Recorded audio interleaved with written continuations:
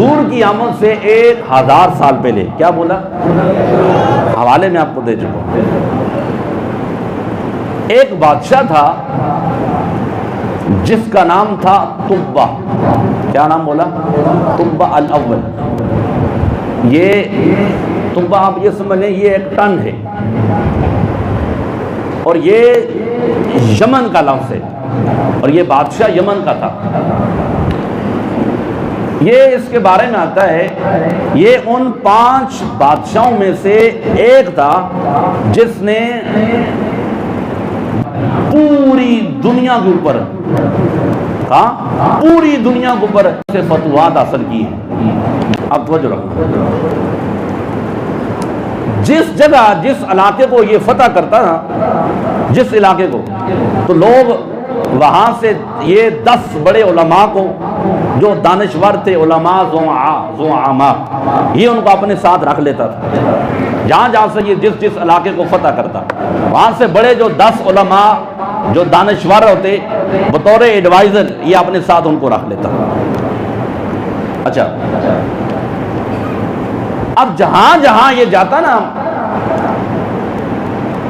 علاقے کو فتح کرنے کے لیے، اس کے روب اور دبدبے کا یہ عالم تھا کہ لوگ خود اس کے آگے سرنڈر کر جاتے تھے، خود اس کی تعظیم و تکریم کرتے۔ اب چلتے چلتے یہ امام الانبیاء جان کائنات صلی اللہ علیہ وآلہ وسلم کے غلاموں، یہ 1,33,000 گھوڑے، 1,12,000 سپاہی، اور 4,000 اس کے ساتھ زعماء، علماء اور چوٹی کے علماء اور دانشور اس کے ساتھ تھے بطور ایڈوائزر۔ جہاں جہاں سے اس نے فتح کیا علاقے، یہ اس نے ساتھ رکھ لیے تھے۔ اب دیکھیں بڑی توجہ سے، 1,33,000 گھوڑے، 1,12,000 سپاہی، 4,000 علماء کو لے کر نا جہاں جہاں یہ فتح کرتا گیا، وہاں سے اس نے علماء کو ساتھ رکھا۔ آخر میں ان کو ساتھ لے کے یہ مکہ المکرمہ کی سرحد پر پہنچا۔ کہاں پہنچا؟ توجہ آپ کہاں پہنچا؟ مکہ المکرمہ کی سرحد پر پہنچا۔ اور جب یہ وہاں پہنچا نا، اس نے دیکھا کہ وہاں کے لوگ اپنے کام میں مست ہیں، نہ کوئی اس کی تعظیم کر رہا ہے، نہ کوئی اس سے ڈرتا ہے، کیونکہ یہ جہاں بھی فتح حاصل کرنے جاتا تھا تو لوگ اس کی تعظیم کرتے، خود ہی ڈر جاتے، اس کی طاقت کے آگے لوگ سرنڈر کر جاتے، خود جھک جاتے۔ لیکن جب یہ مکہ المکرمہ پہنچا تو اس نے لوگوں کو دیکھا، وہاں کے جو لوگ ہیں وہ نہ اس کی تعظیم کرتے ہیں، نہ کوئی آہ و بکت ہے، اور نہ ہی لوگ اس کی تعظیم و تکریم کر رہے ہیں، تو نہ وہ خود اپنے آپ کو اس کے آگے سرنڈر کر رہے ہیں۔ اب جب اس نے اپنے ساتھ جو علماء تھے، جو زعماء تھے، جو دانشور تھے نا، ان کو بلایا، ان کو بلا کر اس نے کہا یہ کون لوگ ہیں؟ ان کو پتہ نہیں ہے میری طاقت کا عالم نہیں ہے، میری جاہ و تمکن کا ان کو پتہ نہیں ہے، میں جس قوت سے آ رہا ہوں میں ان کی اینٹ سے اینٹ پہ جا کے رکھ دوں گا، یہ میری تعظیم اور تکریم کیوں نہیں کر رہے، مجھ سے ڈر کیوں نہیں رہے؟ اللہ اکبر۔ میرے مصطفیٰ کریم رؤوف الرحیم صلی اللہ علیہ وآلہ وسلم کے غلاموں، اس کا جو وزیر تھا نا، یہ مستند واقعہ، جو قصے کہانی آپ کو نہیں سارا، یہ سرکار کی آمد سے 1000 سال پہلے کی بات ہے۔ توجہ سے آپ نے سنی، اس نے اپنے وزیر کو بلایا، اس نے کہا کیا بات ہے، یہ لوگ کیوں میری بات نہیں مانتے، کیوں میری تعظیم و تکریم نہیں کر رہے، مجھ سے ڈر نہیں رہے، یہ اپنے کام میں مست ہیں۔ اس کے وزیر نے اس سے کہا آپ برا نہ مانیں، یہ لوگ بدھو ہیں اور یہ بتوں کی پوجا کرتے ہیں، یہ جاہل ہیں، ان پڑھ ہیں، انہیں کوئی تعظیم و تکریم کا پتہ ہی نہیں ہے۔ اور دوسری بات یہ ہے، بڑی قابل غور بات، دوسری بات یہ ہے جس چیز پر ان کو بڑا گھمنڈ ہے، جس چیز پر یہ بڑا فخر کرتے ہیں، ادھر ایک گھر ہے جس کا نام ہے کعبۃ اللہ۔ کیا نام ہے؟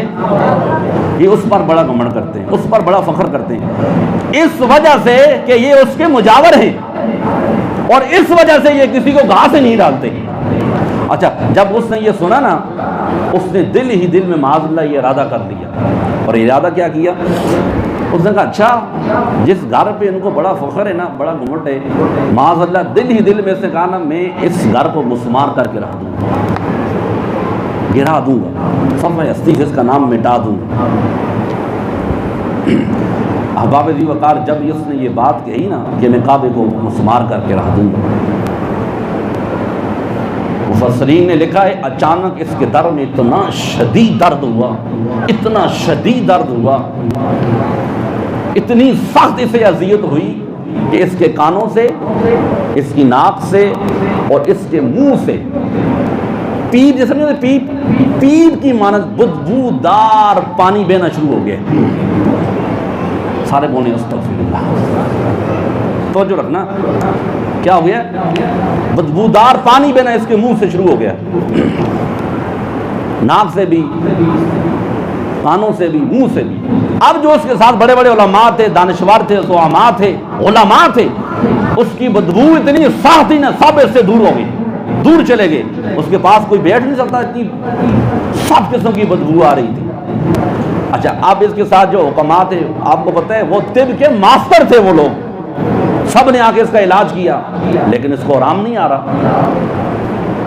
اب جو حکیم ہیں وہ پریشان ہیں، بڑی سی بڑی بیماری ہو ہم اس کا علاج کر لیتے ہیں اور فوراً ہم بیماری کو ٹھیک کر دیتے ہیں، یہ کیسی بیماری ہے؟ بڑے بڑے حکماء، علماء، زعماء لگے ہوئے ہیں، لیکن بادشاہ ٹھیک، بولو بادشاہ ٹھیک نہیں ہو رہا، اس کا درد بڑھے جا رہا ہے، کانوں سے، ناک سے، منہ سے پیپ بہ رہی ہے بدبودار۔ ان میں سے جو سب سے بڑا، جو 4000 علماء تھے نا، جو سب سے بڑا عالم تھا، اسے رئیس العلماء کہتے ہیں۔ اس عالم کو آپ نے یاد رکھنا، 4000 علماء ہیں، ان علماء سے جو سب سے بڑا عالم تھا، اس نے کہا اپنے اس کے وزیر سے، بادشاہ کے وزیر سے کہا، اس نے کہا دیکھ، بادشاہ کو کہے میں اسے خلوت میں اکیلے میں ملنا چاہتا ہوں، مجھے اس سے کوئی سوال کرنے ہیں اور اس نے میرے سوالوں کا جواب دینا ہے۔ اس نے کہا ٹھیک ہے۔ اب رات کے وقت تنہائی میں یہ سب سے بڑا عالم بادشاہ سے ملنے کے لیے گیا، اس نے کہا بادشاہ دیکھ، ہم نے علاج کر کے دیکھ لیا ہے، لیکن ہمیں یہ لگتا ہے تیری یہ جو بیماری ہے، یہ بیماری آسمانی بیماری ہے، تیری یہ بیماری زمینی بیماری نہیں ہے۔ کیا ہے؟ تو جو ہے تیری یہ آسمانی بیماری ہے، زمینی بیماری۔ اس جو رئیس العلماء تھا نا، بڑا عالم، اس نے اپنی کتابوں میں پڑھ کے رکھا تھا، وہ عام نہیں تھا، وہ عالم تھا، اس نے مکے کے بارے میں پڑھا تھا، یہاں حضور آئیں گے، مدینے کے بارے میں پڑھا تھا، سب جانتا تھا، وہ سابقہ کتابوں کا وہ عالم تھا۔ اس نے کہا دیکھ بادشاہ، تو نے اس اللہ کے گھر کو مسمار کرنے کا ارادہ کیا ہے، اگر تو نے یہ بات سچ ہے، بادشاہ نے کہا یہ بات سچ ہے، اس نے کہا اس ارادے کو بدل لے، توبہ کر، تیری بیماری دور ہو جائے گی۔ بادشاہ نے کہا میں ارادہ بدلتا ہوں، میں اللہ کے حضور توبہ کرتا ہوں، میں کبھی ایسا نہیں کروں گا۔ ٹھائیں امام نیشاپوری لکھتے ہیں لوگوں اللہ کی عزت کی قسم، ابھی بادشاہ نے ادھر ارادہ چینج کیا تھا، ادھر اللہ نے فوراً اس سے بیماری کو دور فرما دیا۔ کیا کیا؟ بیماری کو دور فرما دیا۔ تو جو میرے نبی کے غلاموں، اب پوری توجہ سے میں آپ کو نتیجے پہ لے کے آنے چاہتا ہوں۔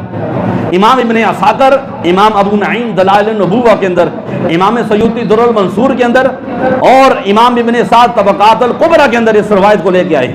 توجہ، اب ظاہر ہے اس نے وہاں مکے کے اوپر حملہ تو کرنا نہیں تھا، اس نے ان علماء کو، زعماء کو ساتھ لیا، وہاں سے نکل پڑا۔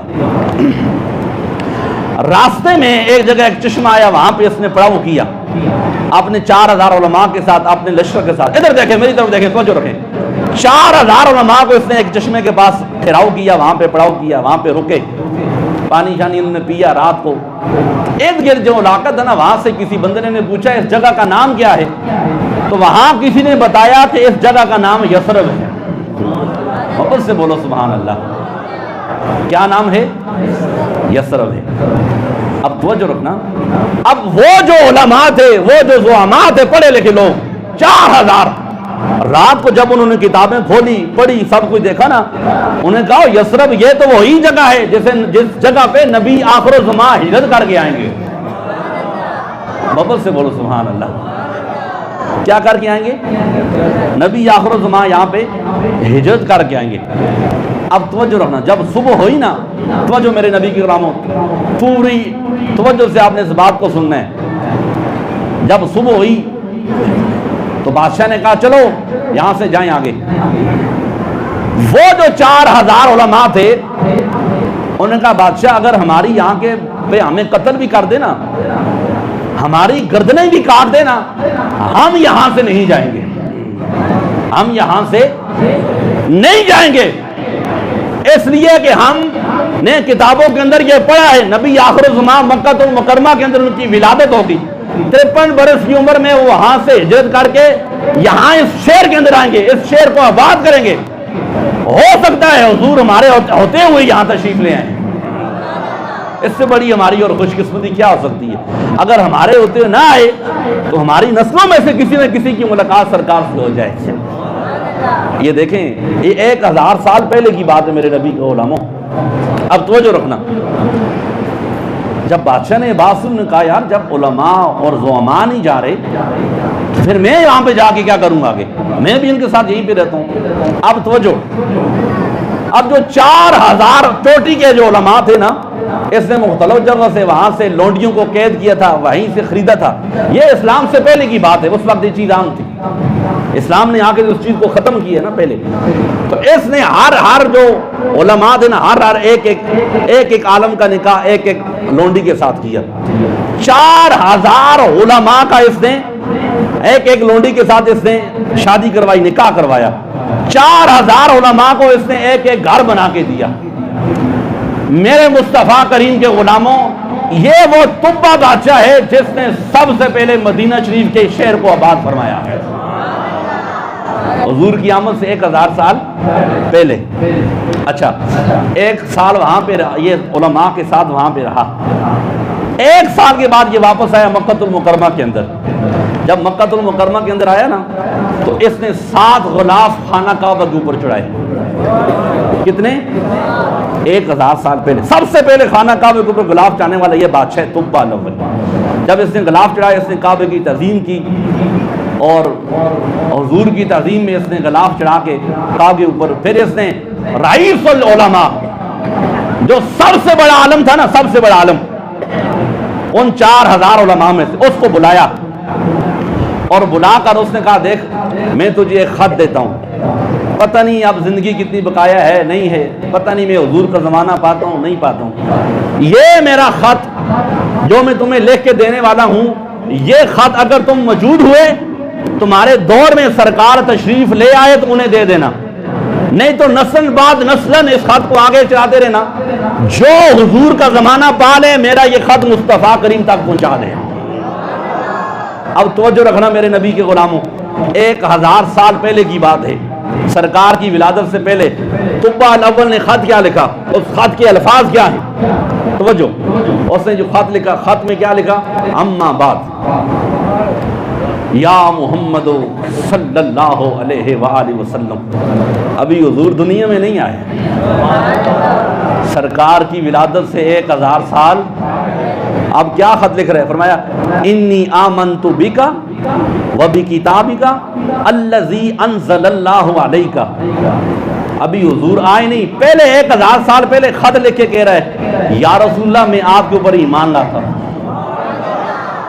اتنا نہیں, فرمایا وَبِكِتَابِكَ الَّذِي أَنزَلَ اللَّهُ عَلَيْكَ, اور جو آپ کے اوپر جو کتاب نازل ہوگی میں اس کتاب کے اوپر ایمان لاتا ہوں. اب بولتے جانا ہے.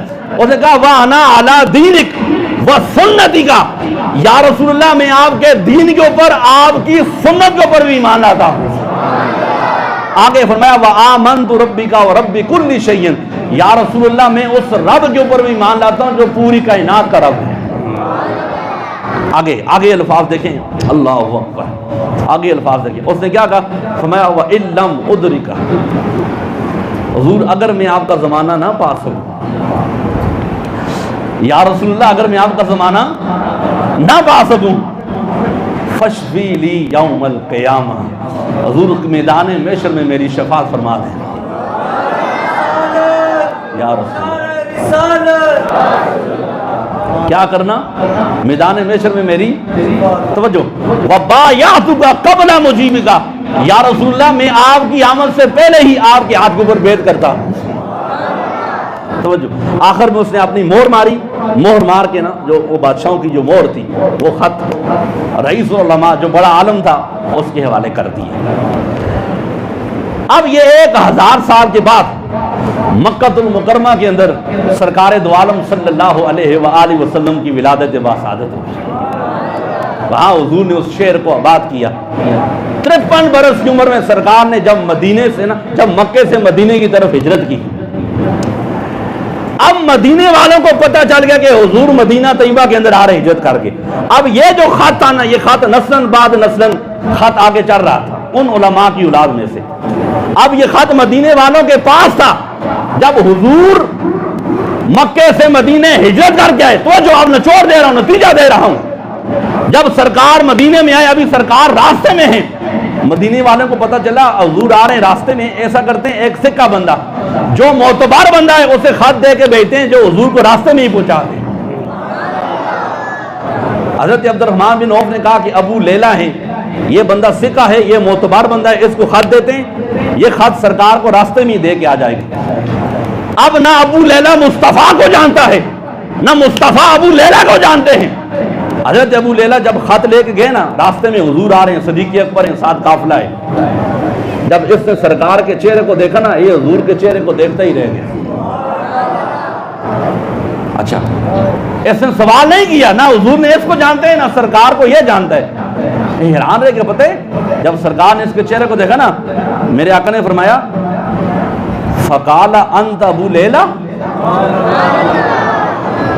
اس نے تعارف نہیں کروایا، کیا کہا؟ فقال انت ابو لیلہ، اس نے کہا قال نعم، ہاں میں ابو لیلہ ہوں۔ اب دیکھیں لوگ کہتے ہیں علم نہیں ہے حضور کو، سرکار نے نہ اس نے بتایا نہ حضور نے پوچھا، آگے سرکار نے خود ہی سوال کا جواب دے دیا جس کے لیے آیا تھا۔ فقال انت ابو لیلہ، اس نے کہا قال نعم، ہاں میں ابو لیلہ ہوں۔ حضور نے فرمایا فقال ومعک کتاب طب الاول، فرمایا تو مجھے لگتا ہے طب اول کا خط تو لے کے آئے میرے پاس۔ 1000 سال پہلے خط آیا ہے۔ انہوں نے کہا حضور میں لے کے آیا ہوں۔ سرکار نے خط کھولا، صدیق اکبر نے پڑھا خط، مرحبا اخی صالح، حضور نے طب الاول کو خوش آمدید کہا۔ سرکار مدینے میں گئے، بچیاں دف بجا کے حضور کے استقبال کر رہی ہیں، طالع البدر علینا، ہر بندہ خوش ہے، ہر بندی کی یہ خواہش ہے کاش حضور میرے گھر میں ٹھہر جائے۔ سرکار نے فرمایا نہ تمہارے کہنے پہ میں ٹھہروں گا نہ اپنے کہنے پہ، جہاں میری اونٹنی ٹھہر جائے گی وہی مصطفیٰ ٹھہرے۔ یہ اونٹنی معمور ہے، لوگ کہتے ہیں حضور کے علم نہیں ہے، اگر سرکار کی اونٹنی کا علم یہ ہے اللہ کا جانے، حضور کے علم کا عالم کیا ہوگا۔ اب توجہ رکھنا، نچوڑ دے رہا ہوں۔ اونٹنی چلتے چلتے جناب حضرت ایوب انصاری کے گھر میں جا کے ٹھہری۔ کہاں ٹھہری؟ اب جس نقطے پہ لانا چاہتا ہوں، آپ کو پتہ ہے حضرت ایوب انصاری کون تھے؟ کتنے علماء میں نے بتائے تھے بادشاہ کے ساتھ تھے؟ سارے بولو۔ ان میں جو سب سے بڑا عالم تھا، جس نے بادشاہ کو سیدھے راستے پہ لگایا تھا کہ کعبے کو مسمار نہیں کرنا، اس بات پہ بولنا ہے، او میرے نبی کے غلاموں، حضرت ایوب انصاری اسی عالم کی اولاد میں سے تھے۔ جس گھر میں ایوب انصاری رہے تھے وہ گھر ان کا اپنا نہیں تھا۔ جب اس نے 4000 علماء کو گھر بنا کے دیے تھے نا، ایک گھر اس نے الگ بنایا ہوا تھا، فرمایا اس گھر کی تم نے دیکھ بھال کرنی ہے، یہ گھر کسی اور کے لیے نہیں بلکہ اللہ کے نبی کے لیے بنا کے جا رہا ہوں۔ حضور کی اونٹنی اسی گھر کے اندر آ کے ٹھہری جہاں سرکار دو عالم صلی اللہ علیہ وآلہ وسلم کے لیے اس طبہ بادشاہ نے گھر بنایا تھا۔